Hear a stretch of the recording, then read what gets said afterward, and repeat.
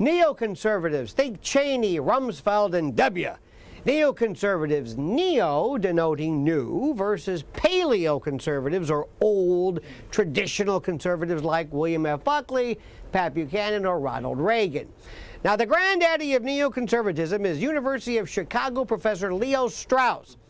In a very basic, very broad brush and deliberately stereotypical description, a neocon believes in using the considerable military and economic might and wherewithal of these United States to crush, overturn, depose, replace, whatever, any and all regimes and political systems that deny freedom.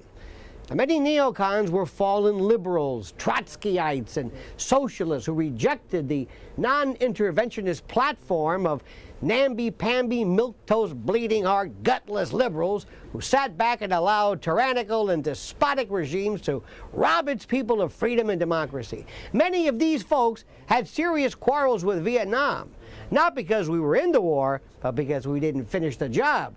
They possess a laser-like moral clarity, and when it comes to war, they are lock and load, cocked and locked, ripped and stripped. Some call them chicken hawks, folks who've never smelled gunpowder or been anywhere near war. And war is their middle name. They've never met a military intervention they don't like, no matter the cost in life or treasure. As Rumsfeld said, freedom and democracy are messy. Now, they don't care about mission statements, battle plans, or exit strategies. Now, remember, conservatives, paleo, old-fashioned conservatives, are not necessarily neocons, and vice versa. And many share some of each other's tenets.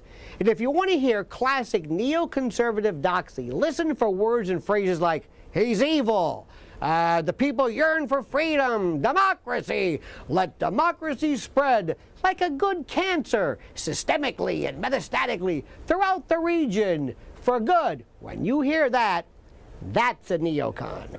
This form of conservatism has almost completely dissipated under the Bush years, but appears to be making a comeback with the rise of Ron Paul.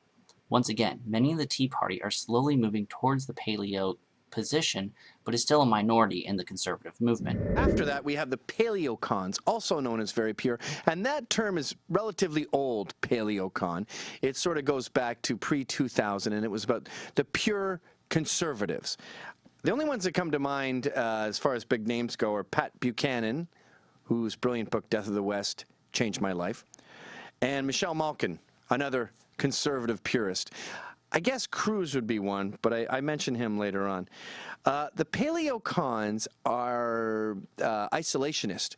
They hate the neocons, who we'll get to later. Neocons, all right, you know what? Let's get to neocons now.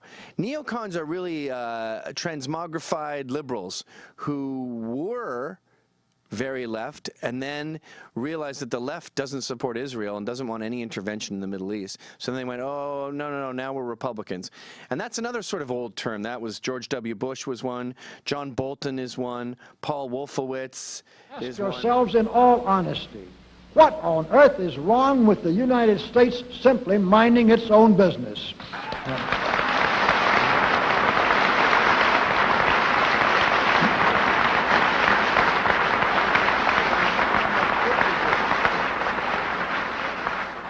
Or with having its foreign policy function primarily for the safety and benefit of the American people.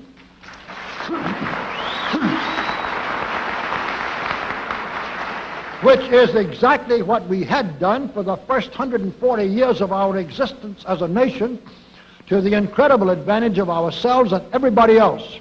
Everybody, that is, except a numerically small clique of power-lusting conspirators who had somehow inflicted themselves on a gullible world.